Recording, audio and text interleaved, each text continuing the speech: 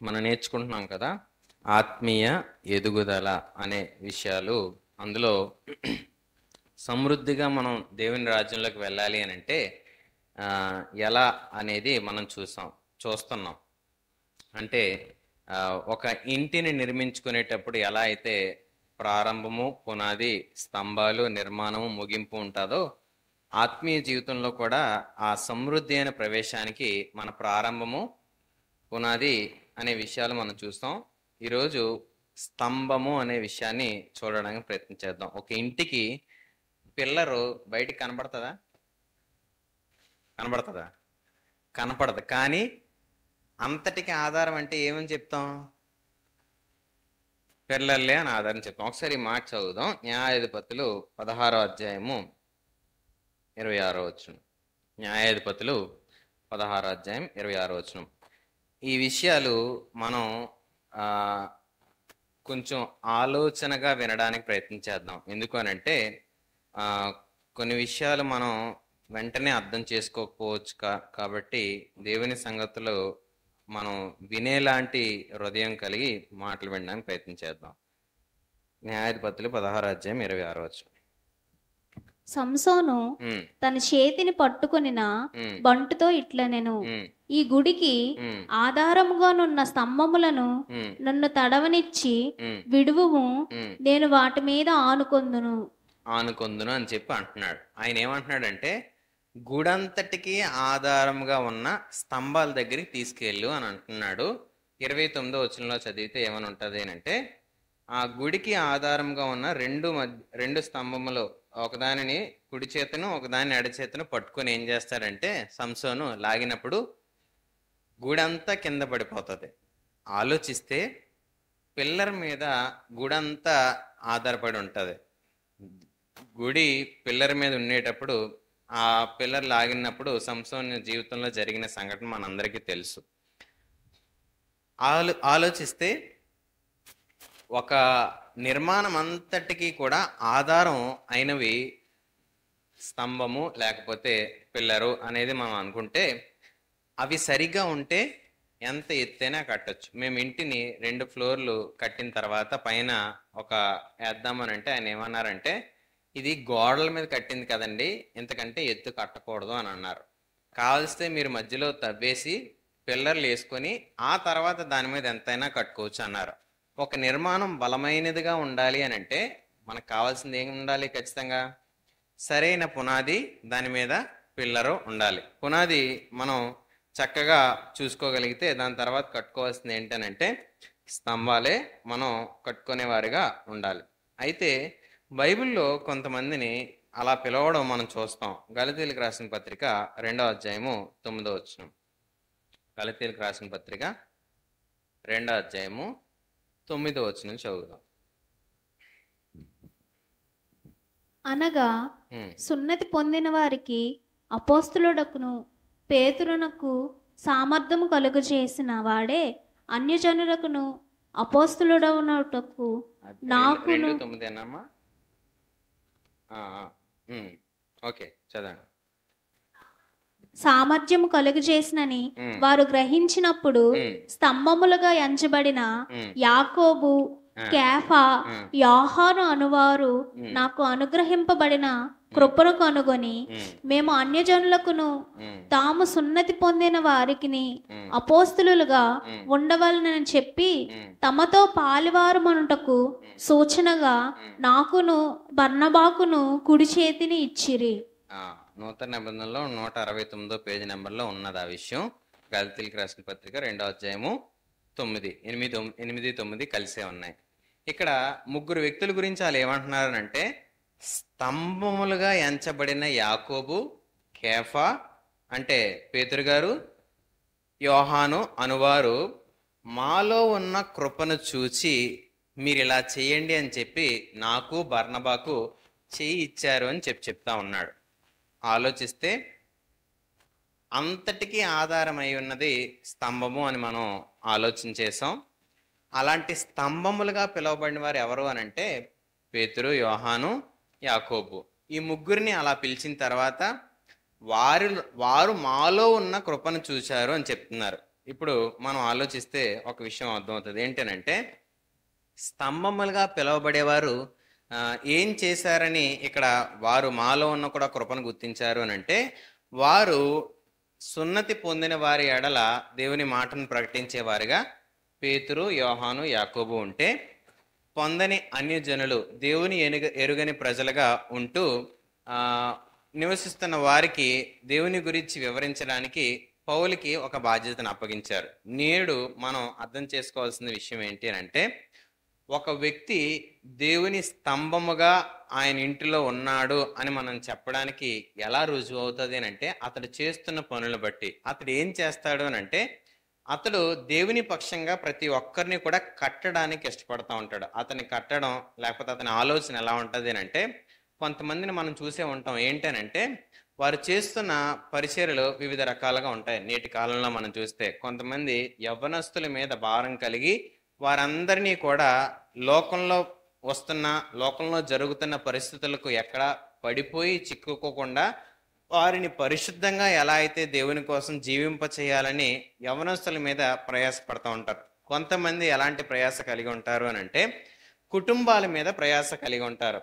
భార్య భర్త ఇద్దరు కలిసి జీవిస్తే తరం బాగుపడుతుందని ఆలోచించి భార్యాభర్తల మధ్య మంచి సంబంధం ఎలా ఉండాలి, వారి జీవితాలు ఎలా కట్టుకోవాలి, వారు ఎలా సమాజానికి ఆదర్శంగా ఉండాలని చెప్పి వారి గురించి భారం కలిగి వారి మీద పనిచేయడానికి ఇష్టపడుతూ ఉంటారు. మరికొంతమంది పిల్లల పరిచర్యను ఎంచుకుంటారు. ఎందుకనంటే నేటి పిల్లలే రేపటి పౌరులు, నేటి వారే రేపటి విషయాలని చూసుకోవాల్సిన వారు, నేటి వారే రేపటి సంగతుల గురించి అన్నిటినీ సిద్ధపరచవలసిన వారని చెప్పి వారి గురించి ఆలోచన కలిగి వారిని ఎలా ఎదిగింప చేయాలని చెప్పి మరికొంతమంది ప్రయాసపడుతుంటారు. మరికొంతమంది దేవుని ఎరుగని జనాంగాన్ని రక్షించుకుందాం, వారు ఏ వయసులో ఉన్నప్పటికీ లక్ష్యం కలిగి ఉంటారు.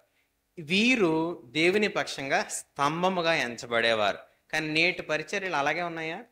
మీరు చూసే టీవీల్లో కానీ వినే ప్రసంగాలు కానీ లేకపోతే ఎక్కడి నుంచో మనం వినబడే స్వరాలు కానీ వారు మనిషి జీవితాన్ని కట్టడానికి ఆలోచిస్తున్న వారేనా? అలాంటి ఆలోచనలు మీకున్నట్టుగా ఎప్పుడైనా అనిపించిందా? మీరు ఈరోజు వినే ఈ మాటలు సరిగ్గా కనుక అర్థం చేసుకోగలిగితే ఒక వ్యక్తి దేవుని ఆలోచనలు ఉన్న వ్యక్తా కాదా అని మనకు అర్థమైపోద్ది. ఆ వ్యక్తి ఉద్దేశాలు దైవ సంబంధమైనవా కాదా అని కూడా మనకు అర్థమైపోద్ది. కాబట్టి ఆలోచించండి, జాగ్రత్తగా ఈ విషయాలు వినడానికి ప్రయత్నం చేస్తే మనం ఎక్కడికి వెళ్ళినా ఏ ప్రదేశంలో ఉన్నా దైవ సంబంధమైన సన్నిధిలో మనం ఉన్నామా లేదా, ఆ వ్యక్తులు అలాంటి వారా కాదా అనేది మనం గుర్తించగలుగుతాం. ఈ విషయాలను బట్టి ఆలోచిస్తే అలాంటి స్తంభములుగా ఎంచబడిన వారు దేవుని పక్షంగా పనిచేయడం ప్రారంభిస్తూ ప్రతి ఒక్క వ్యక్తిని కట్టడానికి ఇష్టపడేవారు. కానీ ఈరోజు మనం ఎక్కడైనా ఏ ప్రదేశంలో అనేది చూడలేకపోతున్నామని అంటే వారు దేవుని సంబంధులు కానే కాదు. ఒకసారి మీ పక్కల మీద చేసి ఒక మాట అడగండి, మీరు ఒకరు బాగా ఎదగాలని కోరుకుంటారా? వాళ్ళు ఎదిగిపోతున్నారు మీకంటే కాబట్టి పడిపోవాలని కోరుకుంటారా అని అడగండి. మాకంటే ఎదిగిపోతుంది ఏంటిది అనుకొని వాళ్ళ కింద పడాలని కోరుకుంటామా? ఎదగాలని కోరుకుంటామా? మనకంటే ఎదిగిపోతాడు ఏంటి అని అనుకుంటామా? చెప్పండి. పిల్లరు నిర్మాణం తన మీద ఉండడానికి ఇష్టపడుతుంది. పిల్లర్ బయటికి కనపడదు, కానీ నిర్మాణం అంతా ఎవరి మీద ఉంటుంది? పిల్లర్గా నేను ఉండాలి అని అంటే నా ద్వారా ఇతరులు ఎన్ని మేలులు పొందుకున్నా పర్లేదు, నేను కనపడకూడదు అనుకుంటారు. స్తంభంగా నేను ఉండాలంటే నా మీద నిర్మాణం అంతా ఉండాలని కోరుకుంటారు, కానీ నేను కనపడరు. కానీ నేటి కాలంలో సాక్ష్యాలు ఎలా ఉన్నాయనంటే, ఈ అయ్యగారి దయ వల్లనే మేము ఎంత బాగున్నామో. నువ్వు పిల్లరా? గోడ పిల్లర్ కనపడదు, గోడ కనబడుతుంది.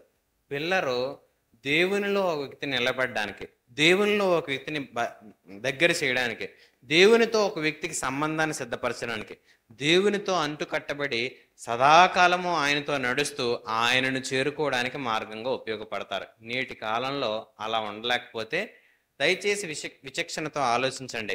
ఎవరు మిమ్మల్ని మోసం చేస్తారనేది మనం చూస్తూ మోసగించే వారిని గుర్తించాల్సిన బాధ్యత మనదే. కాబట్టి వారి బోధ, వారి ఆలోచన, వారి జీవితం, వారి ప్రవర్తన ఫలం అన్నీ కూడా పరీక్షించుకొని నేను నిలవబడుతున్న పరిస్థితి, నేను ఎలా ఉండగలుగుతున్నాను అనేది ఖచ్చితంగా మనం ఆలోచించాలి. కాబట్టి ఈరోజు ఆలోచించండి, వారు చేస్తున్న పనులు, పరిచర్యలు, ఆశలు ఎలా ఉన్నాయి? మనం వీళ్ళు చెప్పబడిన స్తంభములుగా ఎంచబడిన వీరిలాగే ఉన్నాయా, లేకపోతే మరేదో ఇతర పరిస్థితులుగా ఉన్నాయేమో అని మనం ఖచ్చితంగా పరిశీలించాలి. మరొక విషయం ఆలోచిద్దాం. ఇర్మియా మొదటి అధ్యాయము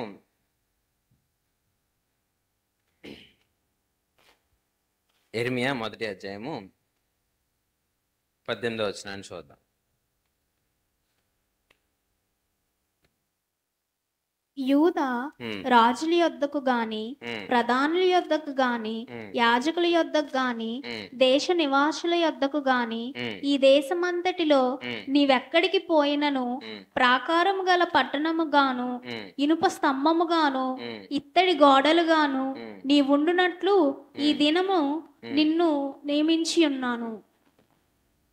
ఇక్కడ చెప్తున్న పరిస్థితి ఏంటనంటే, అందరూ ఎవరెవరు ఉన్నారో చూడండి. ప్రధానులు ఉన్నారంట, యాజకులు ఉన్నారంట, ప్రజలందరూ కూడా ఉన్నారంట. దేశమే ఆయన ముందుంది.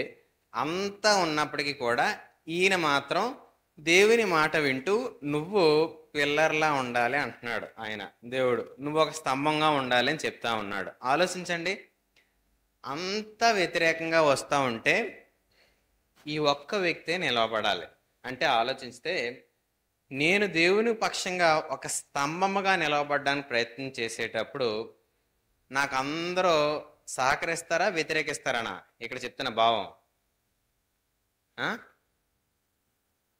చదివారా, విన్నారా, చెప్పేస్తున్నారా? సహకరిస్తారనా, వ్యతిరేకిస్తారనా? వ్యతిరేకించాల్సిన వారు ఉన్నా, వ్యతిరేకించేవారే ఎదురుగా ఉన్నా, మనం స్తంభంగా నిలబడేటప్పుడు ఎక్కడా రాజీ పడడానికి అవకాశం తీసుకోకూడదు. ఇక్కడ ఎలాంటి మాట అంటేనంటే, అందరూ వ్యతిరేకంగా మారుతారు. అధికారులు మనకు వ్యతిరేకంగా మారచ్చు, మన తోటి సంఘంలో ఉన్నవారు వ్యతిరేకంగా మారచ్చు, బోధించే బోధకుడు నీకు ఆత్మ అభిషేకం ఉందని గుర్తించకుండా నిన్ను తొక్కేలాని ప్రయత్నం చేయొచ్చు. అలాగే మన సమాజం వారు చాలేరా నీ భక్తి అని చెప్పి చాలా మాటలు అని ఉండవచ్చు. అందరూ వ్యతిరేకంగా మారుతున్నా నేను దేవుని కొరకు నిలవబడాలి, నేను స్తంభముగా ఆయన కొరకు ఉండాలి అని నిర్ణయించుకునేటప్పుడు నీలో ఏ దానికి కూడా భయపడాల్సిన పరిస్థితి, అవకాశం తీసుకోకూడదు. ఎక్కడ ప్రారంభమవుతాయి అంటే, మొదటిగా మన ఇంటి వారే మనకు వ్యతిరేకంగా మారచ్చు. ఇప్పుడు ఇందాకలా అమ్మగారు సాక్ష్యం చెప్పినప్పుడు ఒక మాట అన్నారు, ఏంటంటే డబ్బులు వస్తాయంటే ఏంటమ్మో వద్దంటున్నారు. ఇప్పుడు సీని గారి ఇంట్లో ఒక మాట అన్నారు అనుకోండి, నీకేడిపోయింది, ఆ డబ్బులు ఊరికే వస్తాయేటి, నువ్వు నోరు మూసుకో అన్నాడు అనుకోండి. అప్పుడు ఆవిడ ఏం చేయాలి?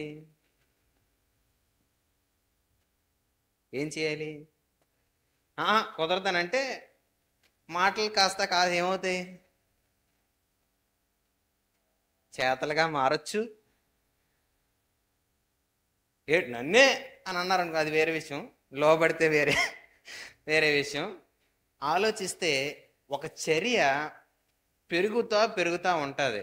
దాన్ని మనం ఆలోచిస్తే వ్యతిరేకత పెరిగినప్పటికీ కూడా నేను నా మనస్సాక్షితో సైతం పాపం చేయకుండా నిలవబడడం, నేను దేవుని పక్షంగా స్తంభంగా ఉండడం అంటే, నీ ఇంటి వారు నీకు ఖచ్చితంగా దేవునిలో నిలబడతానంటే అన్నీ మనకు అనుకూలంగా జరగవు కాబట్టి అందరూ సహకరించరు.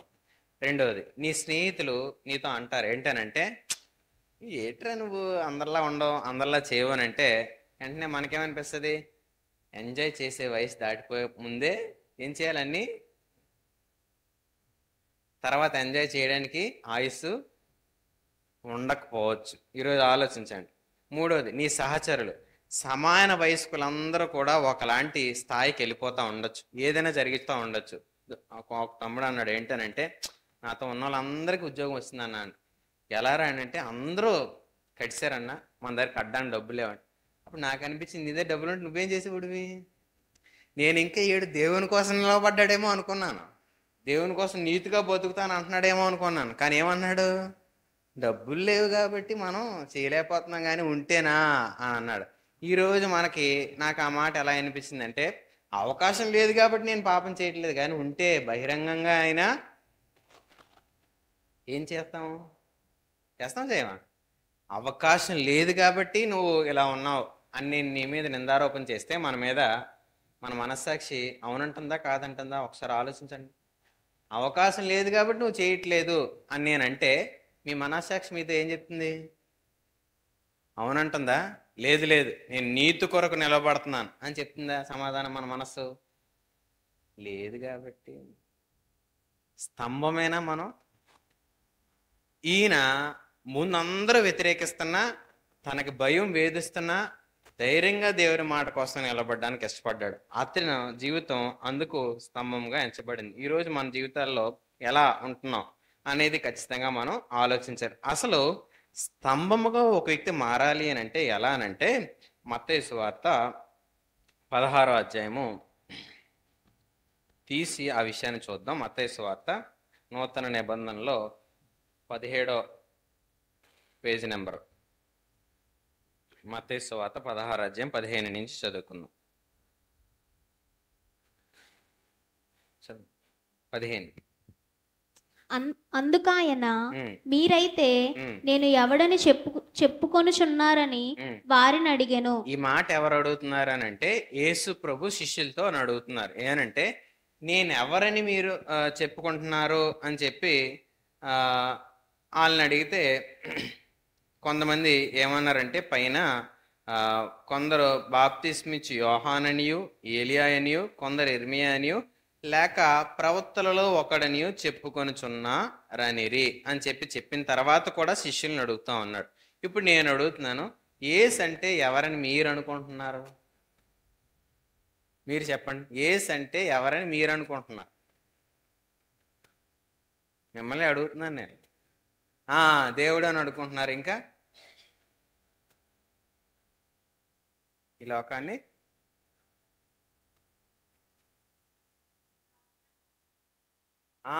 సృష్టించిన సృష్టికర్త అనుకుంటున్నారు. ఇంకా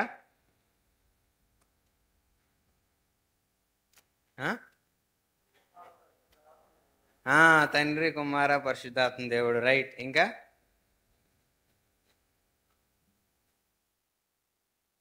అంతేనా?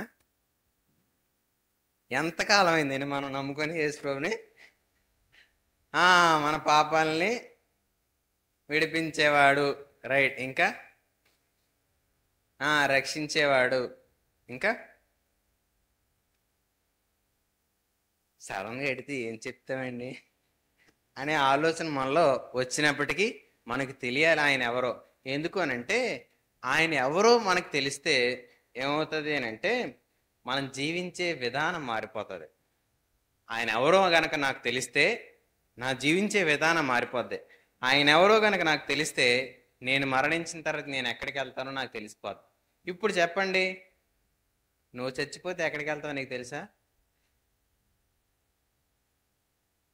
చచ్చిపోతే నువ్వు ఎక్కడికి వెళ్తావు? మీ పక్కలను అడగండి ఒకసారి, నాకు అది చూద్దరు కానీ మీ పక్కలను అడగండి. నువ్వు చచ్చిపోతే నీవే భయపడుతున్నారా ఇటు పక్క వాళ్ళకి?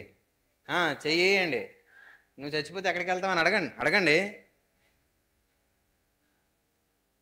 నన్ను అడగన్నా నువ్వు? ఎక్కడికి వెళ్తావు? ఏం చెప్పారు? దేవుని దగ్గరికి వెళ్ళిపోతాను నేను, నాకు ధైర్యం ఉందని అన్నారా? ఫస్ట్ మనం అలాగా అంటే మన గుండె మనతో చెప్పొద్దే నువ్వు వెళ్తావా, నలుగురిని లాగేస్తావు, నువ్వు కిందకి వెళ్ళే వాళ్ళని అని మనల్ని హెచ్చరిస్తుంది మన గుండె. ఎందుకంటే మనం బ్రతికే బతుకు, మనం ఆలోచించే ఆలోచన విధానం, మనం చేస్తున్న పనులు మనకేంటో తెలిసిపోద్ది.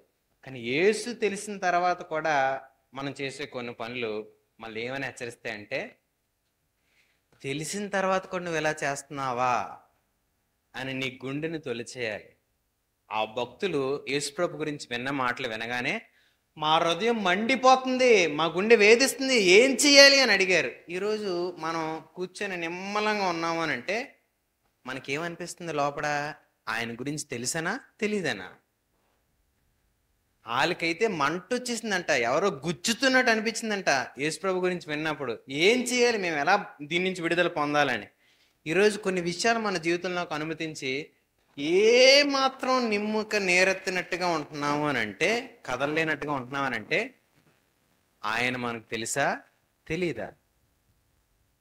ఆయన ఎవరో మనకు తెలిస్తే ఏమంటా ఆయన అంటున్నాడు కిందన, అందుకు సీమోను పేతురు, నీవు సజీవుడగు దేవుని కుమారుడవైన క్రీస్తు అని చెప్పాను, కిందన అభిషేక్తుడని చెప్పాను. అందుకు యేసు, సీమోను బరయోనా, నీవు ధన్యుడు, పరలోకమందున్న నా తండ్రి ఈ సంగతి నీకు బయలుపరచనే గాని నరులు నీకు బయలుపరచలేదు.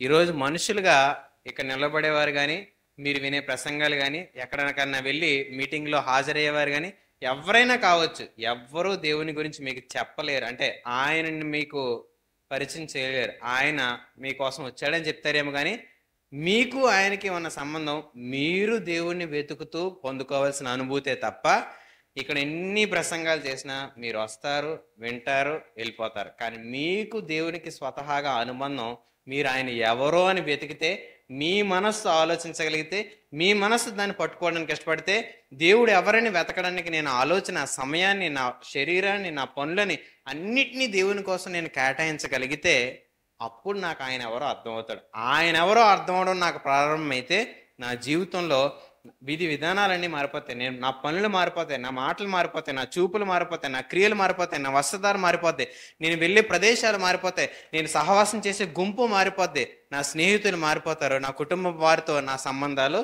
మారిపోతాయి.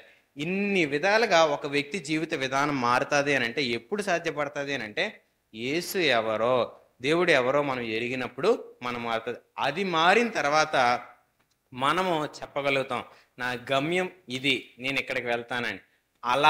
అలాంటి జీవితం ఎప్పుడైతే ఒక వ్యక్తిలోకి వస్తుందో ఆ వ్యక్తి పిల్లర్గా ఉంటాడు, స్తంభముగా ఉంటాడు. ఈరోజు ఆలోచించండి, మనం జీవిస్తున్న జీవితం కానీ, మనం చేస్తున్న పనులు కానీ స్తంభముగానే ఉన్నాయా అనేది. చాలా మందికి, కొంతమందికి తెలుసుకుంటారు దేవుడు అంటే ఏంటో, వారు కొద్ది కొద్దిగా ఆలోచన కలిగి నేర్చుకోగలుగుతారు. ఎప్పుడైతే ఆలోచన నేర్చుకోగలుగుతారో కొన్ని మెట్లు ఎక్కుతారు. అంటే కొన్ని విషయాలు వదల్లో నేర్చుకుంటారు. ఫస్ట్ క్రైస్తవులు అయిపోయిన తర్వాత మొదటగా అందరూ నేర్చుకున్న విషయం ఏంటంటే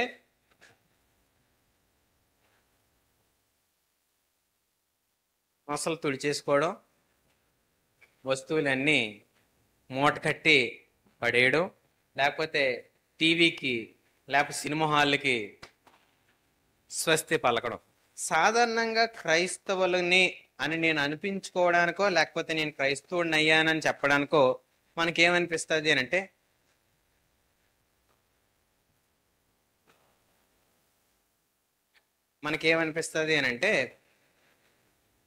క్రైస్తవుని అనిపించడానికి కొన్ని విషయాలు ప్రేమగా మనం చేయడానికి ఇష్టపడతాం.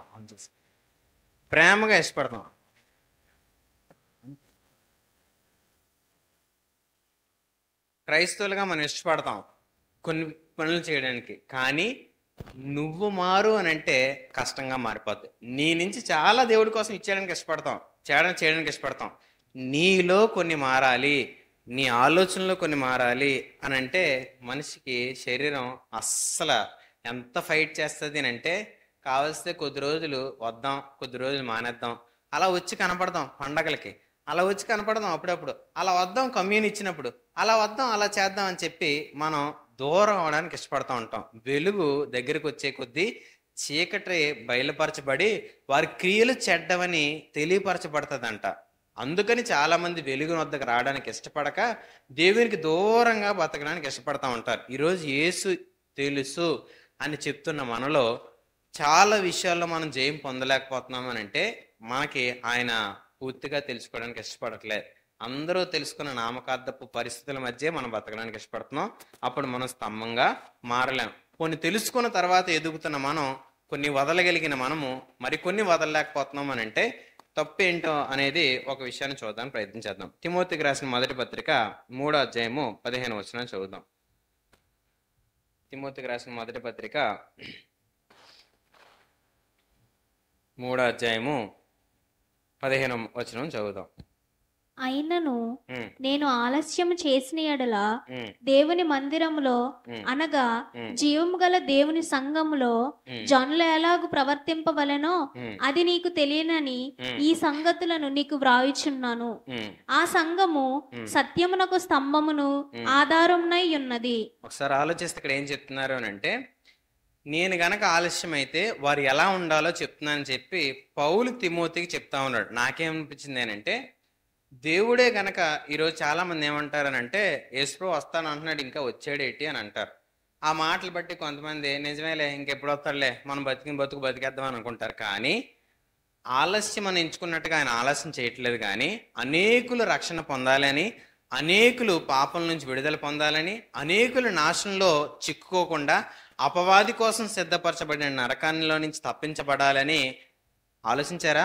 మానవుల కోసం కాదు దేవుడు నరకాన్ని తయారు చేసింది, అపవాది కోసం దేవుడు తయారు చేశాడు. కానీ అపవాదిని, అతని ఆలోచనలు, అతని క్రియలను ఎవరైతే వెంబడిస్తారో అతడు చేరిన గమ్యాన్నే చేరుతారు. కానీ యేసుని ఎప్పుడైతే తెలుసుకుని యేసుని వెంబడిస్తారో వారి గమ్యం మారిపోతూ ఉంటుంది. అలాగా ఆలస్యం అని అనుకోవద్దు. కానీ అలా అనుకున్నప్పుడు మీరు బతకాల్సిన బతికేంటనంటే సత్యానికి ఆధారమైన దాంట్లో మీరు బతకాలి అని చెప్పి చెప్తా ఉన్నాడు. అని అంటే ఏంటనంటే, స్టెఫను బైబిల్లో మనకు కనపడతా ఉంటాడు. స్టెఫను ఎలాంటి బ్రతుకు బతుకుతున్నాడు అని అంటే, అతడు ఆత్మతోనూ జ్ఞానముతోనూ నిండుకున్న జీవితాన్ని జీవిస్తూ ఉన్నాడంట. అలాంటి జీవితాన్ని జీవిస్తూ ఒకసారి అతను దేవుని గురించి చెప్పడానికి ఒక అవకాశం దొరికింది. ప్రజలు అందరూ ఉన్నప్పుడు అతడు సత్యం గురించి చెప్తున్న మాటలు ఎంత తేటతెల్లంగా ఉన్నాయనంటే ఎవరు అతనిని ఎదిరించలేకపోతున్నారు. అతని మీద అబద్ధ సాక్ష్యాలు చెప్పడానికి ప్రయత్నం చేస్తున్నా ఏవి కూడా సరిపోవట్లేదు.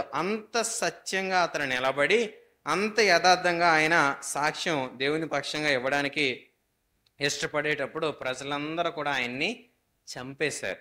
బైబిల్లో మొట్టమొదటిగా హతసాక్షి అయిన మరణం ఎవరిది అని అంటే స్టెఫనుది. ఈరోజు ఆలోచిస్తే మనము దేవుని పక్షంగా ఒక మాట కొరకు సత్యమైన మార్గంలో నిలబడేటప్పుడు మరణం మన ముందుకు వచ్చినా మనం వెనక్కి జారిపోకుండా ఉండగలగడమే క్రీస్తు కొరకు మరణించడం. అంటే క్రీస్తు కొరకు హతసాక్షిగా మరణించడం అని అంటే అది వారు ఎందుకు అలా మరణిస్తారు అని అంటే వారు అబద్ధానికి లోపడడానికి ఏమాత్రం కూడా అవకాశం ఇవ్వని వారు. చాలామంది మనం కూడా ఏం చెప్తాము అని అంటే, నేను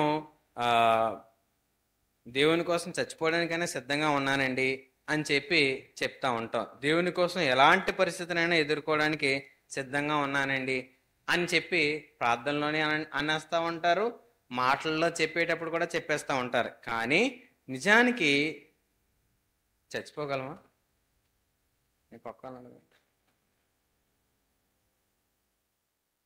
చచ్చిపోతారా క్రీస్తు కొరకు అని అంటే, ఉండు బాబు మా ఇంటి దగ్గర మన వాళ్ళు ఉన్నారు, మా వాళ్ళకి ఇంకా పెళ్ళి అవ్వలేదు, మా కుటుంబంలో ఇంకా ఇది జరగలేదు, మేమేదో ఇంకా అనుకుంటున్నాం, ఇంకా మాటల్లో ఉండిపోయింది, అది ఇంకా ముందుకెళ్ళలేదు బాబు.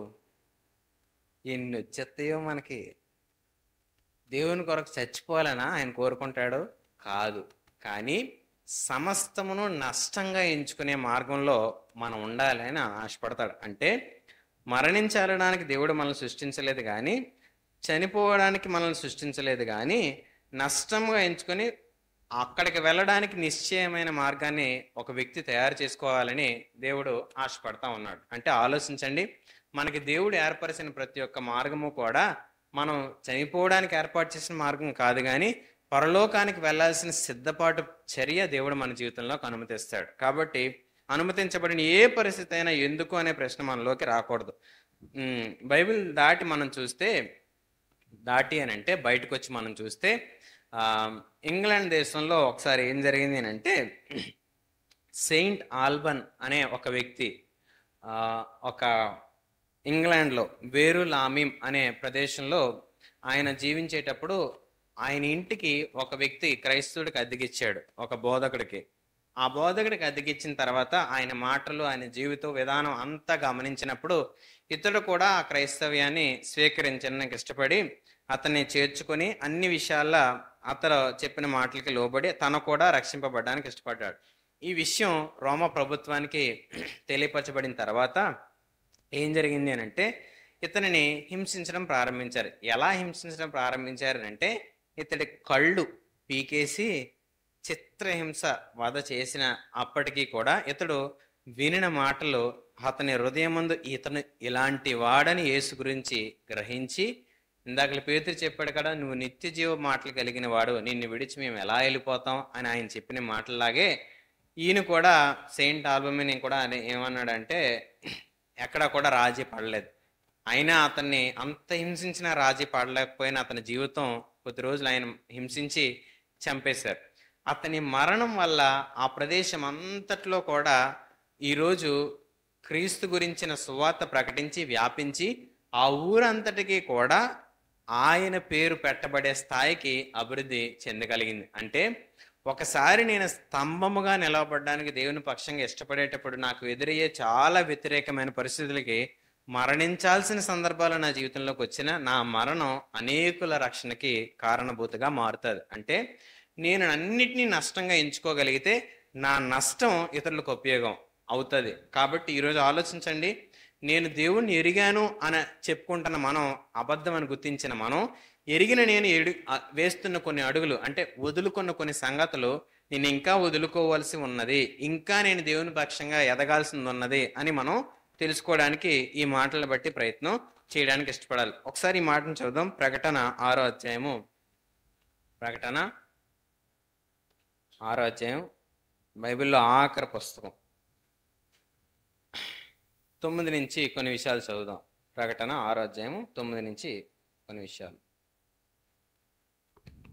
ఆయన 5వ ముద్రను విప్పినప్పుడు దేవుని వాక్యము నిమిత్తమును తాము ఇచ్చిన సాక్ష్యము నిమిత్తమును వధింపబడిన వారి ఆత్మలను బలిపీఠము క్రింద చూచి తిని, వారు నాదా సత్యస్వరూపి పరిశుద్ధుడా, ఎందాక తీర్పు తీర్చకయు మా రక్తము నిమిత్తము భూనివాసులకు ప్రతిదండన చేయకయు ఉందువని బిగ్గరగా కేకలు వేసిరి. తెల్లని వస్త్రము వారిలో ప్రతి వానికి ఇయ్యబడెను, మరియు వారి వలనే చంపబడబోవారికి సహదాసుల యొక్కయు సహోదరుల యొక్కయు లెక్క పూర్తి అగు వరకు ఇంకా కొంచెం కాలము విశ్రమింపవలనని వారితో చెప్పబడెను. నేను చదువుతున్నాను అలా ఆఖరి మాటలు, అంటే మనం గుర్తించడానికి ఏంటంటే వారి వలె చంపబడబోవు వారి లెక్క పూర్తి అగు వరకు కొంచెం కాలం ఉండండి అని చెప్తా ఉన్నాడు. అంటే కొంతమంది ఇంకా దేవుని పక్షంగా ఇతరుల రక్షింపబడడానికి మరణించాల్సిన పరిస్థితి ఇంకా ఉంది, శ్రమ పడాల్సిన పరిస్థితి ఉంది. కాబట్టి వారి కోసం వేచి ఉందాం, అప్పుడు ఆ పరిస్థితి జరుగుతుంది అని చెప్పి దేవుడు చెప్పడం మనం చూడగలుగుతున్నాం. ఆలోచిస్తే శ్రమపరచబడవలసిన పరిస్థితి, కొంతమంది రక్తము చిందించాల్సిన పరిస్థితి ఈ భూమి మీద ఉన్నది. మునుపున్న దినాలు ఎలా ఉంటాయో మనకి, అంటే ముందున్న దినాలు మనకి ఎలా ఉంటాయో తెలియకపోవచ్చు, కానీ ఎలాంటివైనప్పటికీ కూడా నీ విశ్వాసాన్ని, నువ్వు నడిచే సత్యమైన యథార్థమైన నీతి కలిగించే మార్గాన్ని పట్టుకోవడానికి ఇష్టపడితే ఖచ్చితంగా నీకు నొప్పే కలుగుతుంది, ఖచ్చితంగా మనకు శ్రమే కలుగుతుంది. నిలబడతామా? ఏదో దేవుని దగ్గరికి వస్తే ఏదో నెమ్మది, మనశ్శాంతి, ఆశీర్వాదం, దీవెన వస్తాయని వస్తాం, కానీ తంతారు, కష్టపడాలి, శ్రమ పడాలంటే ఎవరైనా వస్తారండి మందిరానికి అని మనకు అనిపించవచ్చు. కానీ వాస్తవమైన విషయం ఇది. నువ్వు దేవుని దగ్గరికి వస్తే దేవునికి ఏ మాత్రం ఎదుగుదల గొప్ప ఉండదు, కానీ నేను దేవుని నమ్మి గనక నిలబడగలిగితే నాకు మేలు, నాకు క్షేమం, నాకు లాభం అని మనం ఈరోజు గుర్తించాలి. అంటే మనం అందరూ రక్షింపబడడానికి అనేకులు ప్రాణత్యాగం చేశారు, మన చేతిలో దేవుని మాట ఉండడానికి అనేకులు ప్రాణత్యాగం అర్పించారు. ఈరోజు ఒకరు రక్షింపబడడానికి, ఒకరు మేలు పొందుకోవడానికి, ఒకరు క్షేమం అనుభవించడానికి, ఒక మాట పడడానికి సైతం మనం ఇష్టపడలేకపోతున్నాం. ఏ మాత్రం మనుషులే ఇష్టపడలేదు. కొంతమంది శ్రమ పడాలి. అంటే శ్రమను దేవుడు మన జీవితంలో అనుమతించినప్పుడు దాన్ని స్వీకరించడానికి ఇష్టమైన మనసే మనకుందా? ఆలోచించండి. ఎలా మరి నిలబడగలం అని అంటే ఆయన చెప్పాడు, మునుపు నోవాహు దినముల్లో ఎలా ఉందో ఇప్పుడు కూడా అలాగే ఉంది. నోవాహు దినాల్లో ఏం జరిగింది అని అంటే, నోవాహు దినాల్లో ఇల్లు కడుతున్నారు, పెళ్లి చేసుకుంటున్నారు, విస్తారంగా తిండి తింటున్నారు, తాగుతున్నారు, రకరకాల అనుభవాలు. నేటి కూడా అదేంటి జరుగుతున్నాయి. కానీ మరి నోవాహు ఎలా నిలబడ్డాడు అని అంటే, నేను క్లుప్తంగా ఆ మాటలు చెప్పేస్తాను. ఆ విషయాన్ని ఈ ఆడియో మరలా వింటూ మన జీవితాన్ని పరీక్షించుకోవడానికి ప్రయత్నించండి. ఏంటనంటే, మొదటగా అందరూ వివేచన లేకుండా దేవుని విరుద్ధంగా బతుకుతున్నా నోవాహు అతడు కుటుంబం వారు దేనికి రాజీ పడకుండా దేవునిని చూస్తూ నడవడం ప్రారంభించారు. అతడు నడుస్తున్న తీరుని బట్టి అతని కుటుంబం అతనిని వెంబడించింది. ఇది నోవాహు చేసిన మొదటి పని. అందరూ వివేచన లేకుండా విరుద్ధంగా బతికారు. ఈ వారంలో మనం అందరూ నడిచే మార్గంలోనే నడిచామా? దేవునిని వెంబడించి నడిచామా? అందరూ నడిచేనట్టు నడిచామా? మనకి ఏదో అర్థమైంది కదా. మనం రాజీ పడ్డామా, లేకపోతే నేను యేసుని వెంబడిస్తున్నానని వెంబడించామా? తర్వాత నోవాహు ఎలాగా అనంటే, అతడు బ్రతుకును చూస్తూ, అంటే తన జీవన విధానాన్ని చూసుకుంటూ దేవుని చెప్పిన ఆలోచన నెరవేర్చడానికి వాడని సిద్ధపడడానికి ఇష్టపడ్డాడు. అంటే ఏం చేశాడనంటే, ఆయన జీవనానికి కావాల్సిన పనిని కష్టపడ్డాడు. పొలంలో పని చేశాడు. పని చేస్తూ రెండవది దేవుని చెప్పిన ఆ వాడను కూడా నిర్మించాడు. అంటే తన పని చేసుకున్నాడు. తన ఇంటి వారి పని అవసరతను తీర్చాడు. వారి నడతని చూసుకున్నాడు. వారు జాగ్రత్తగా నడుస్తున్నారా లేదా అని చూసుకున్నాడు. మూడవది, ప్రజలను హెచ్చరించడం మానలేదు. ఇదిగో జల ప్రవాహం వస్తుంది జాగ్రత్త అని ప్రజలను హెచ్చరించడం మానలేదు. వాడను నిర్మించడం మానలేదు. సాక్షిగా బ్రతకడం మానలేదు. ఇది నోవాహు చేస్తున్న పని. అయితే అతడు చేసిన మరికొన్ని విషయాలు ఏంటనంటే, అతడి జీవితంలో జరుగుతున్న పరిస్థితులను బట్టి దేవుణ్ణి నమ్మితే ఇలాగే ఉండాలా, వాళ్ళందరిలా నేను ఉండకూడదా అని ఏ రోజు ప్రశ్నించలేదు. ఈరోజు కొన్నిసార్లు మన వయస్సును బట్టి, మనం అనుభవిస్తున్న నొప్పిని బట్టి, మనం ఎదుర్కొంటున్న స్థితిగతులను బట్టి మనకేమనిపిస్తుంది అంటే, నేను అలా బతకలేనా, బతకూడదా, నేను అలా ఉండకూడదా? అందరిలాగా ఉండొచ్చు, కానీ ఆయనతో మనం ఉండాలి అని అంటే, ఆయన ఉండే ప్రదేశంలో నేను ఉండాలి అని అంటే ఆయన చెప్పినట్టుగా బతకాలి. కాబట్టి పాపాన్ని కానీ సుఖాన్ని కానీ మనం కోరుకుంటే శరీరం మత్తుబారిపోయి అది చెయ్యకూడని పనులు చేయడానికి ప్రేరేపిస్తుంది. సుఖం ఎక్కువ దొరికింది అనుకోండి, అది చేయడానికి ఇష్టపడవా? బ్లాంకెట్ కప్పుకున్నాం అనుకోండి ఇలాంటి చలికాలంలో, ఎలా ఉంటుంది మనకి? హాయిగా ఉంటుంది. అప్పుడు ఏం చెప్తుంది అంటే శరీరం, ఇంకొక గంట పడుకో అంటదా అందా. ఇప్పుడు ఒంటి మీద కప్పుకునేది గొరగొరలాడుతుంది అనుకోండి, అది ఇంకొంచెంసేపు కప్పుకుందాం అనిపిస్తుందా? హెచ్చి అనిపిస్తుందా? ఏదనిపిస్తుంది చెప్పండి నిజంగా? హాయిగా ఉన్న తప్పుడు కప్పుకున్నాం అనుకోండి, ఇంకొక గంట. టైం తెలియదు అసలు మనకి ఈ చలికాలం. ఉదయం వచ్చినప్పుడు చూస్తే రోడ్డు కూడా సరిగ్గా కనబట్టలేదు. అదే ఈ గుచ్చుకొని హాస్టల్లో ఇస్తారు చూసారా ఆ రగ్గు, అది కప్పుకున్నాం అనుకోండి,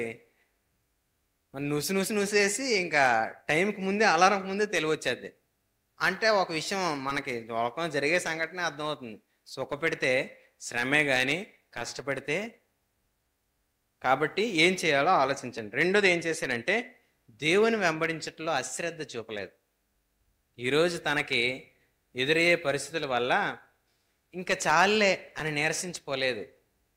ఇంకేం చేయాలి ప్రభా, ఇంకెలా చేయాలి ప్రభా, ఎలా చెప్పాలి ప్రజలకి అని చెప్పి శ్రద్ధ వహిస్తూ ముందుకు నడిచాడు. రెండవది. మూడవది ఏంటనంటే, దేవుని ఆలోచనని శంకించలేదు, సాకు చెప్పలేదండి.